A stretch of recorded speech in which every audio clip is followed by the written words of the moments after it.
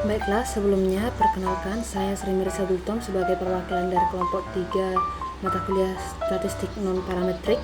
Nah, di sini saya ingin menjelaskan sedikit mengenai uji Friedman. Yang mana uji Friedman ini merupakan alternatif dari uji ANOVA two-way ketika asumsi kenormalan ingin dihindari atau tidak terpenuhi. Uji ini dilakukan untuk menguji apakah kelompok sampel dependen atau relate memiliki distribusi populasi yang sama. Dengan skala pengukuran data nominal adalah ordinal. Asumsinya tidak ada interaksi antara kelompok dan perlakuan. Di sini kami menyajikan beberapa prosedur pengujian, yang mana yang pertama itu bentuk data adalah dalam bentuk tabel dua arah, yang mana baris adalah observasi, kolom adalah jenis perlakuan yang menyebabkan terbentuknya kelompok. Nah, yang kemudian prosedurnya itu menentukan peringkat atau ranking pada masing-masing observasi pada seluruh kategori perlakuan. Prosedur berikutnya itu jika ada ranking yang sama atau kembar, berikan rank rata-ratanya.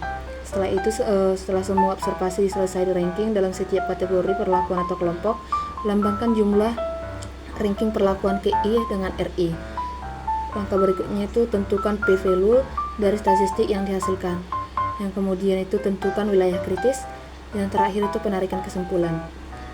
Untuk hipotesisnya, yang pertama H0, yang mana M1 sama dengan M2 sama dengan titik-titik sama dengan MK, atau K perlakuan memiliki distribusi populasi yang identik dengan median peringkat untuk semua perlakuan adalah sama.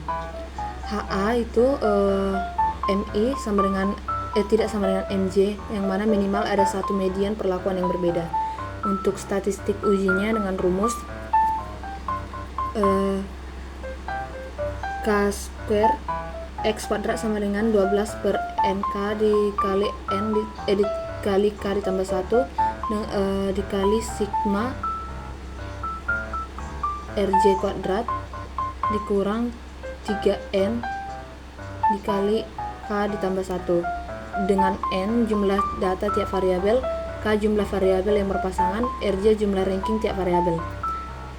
Nah, di sini kami ada menyajikan satu contoh soal, yang mana dengan masalah Fani dan Asri ingin membandingkan 3 metode penentuan nilai serum amilase pada pasien dengan pankreatis. Nah, hasilnya ditunjukkan pada tabel. Nah, di sini kami ada menyajikan tabel. Nah, kita ingin tahu apakah data ini menunjukkan perbedaan antara 3 metode. Kita dengan menggunakan taraf pengujian 5%. Di sini ada sampelnya 9 orang. Metodenya ada 3, metode ABC. Dengan sampel yang pertama dengan metode penentuan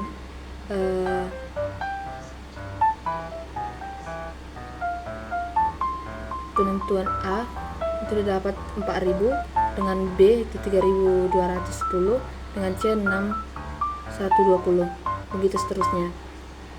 Untuk menyelesaikannya kita tentukan hipotesis, yang mana H0 diterima ketika ketiga metode memberikan hasil yang identik.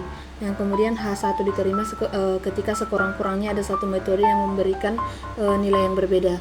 Untuk taraf uji 5%. Langkah yang kedua itu menentukan wilayah kritis, yang mana kita menolak H0 jika p-value itu lebih kecil sama dengan alfa atau K square tabel sama dengan 5,99. Nah, nilainya ini didapat dari tabel harga kritis Chi square. Kemudian kita menentukan statistik ujinya.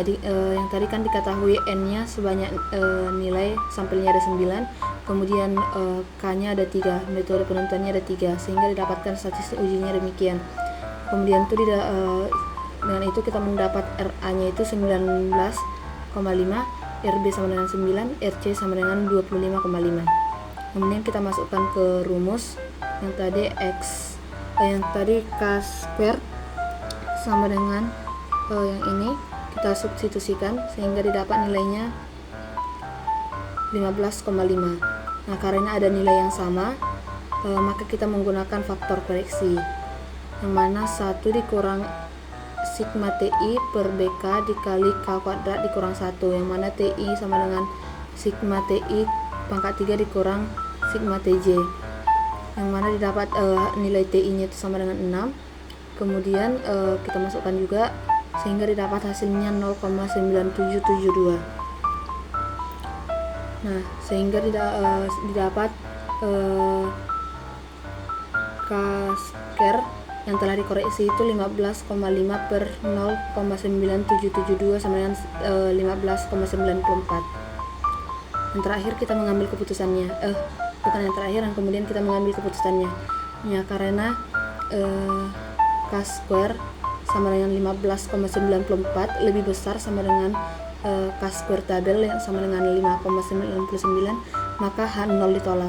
Sehingga kesimpulannya yaitu dengan tingkat signifikansi 5% berdasarkan sampel yang ada, terdapat cukup bukti untuk menyatakan bahwa sekurang-kurangnya terdapat satu metode yang memberikan nilai yang berbeda.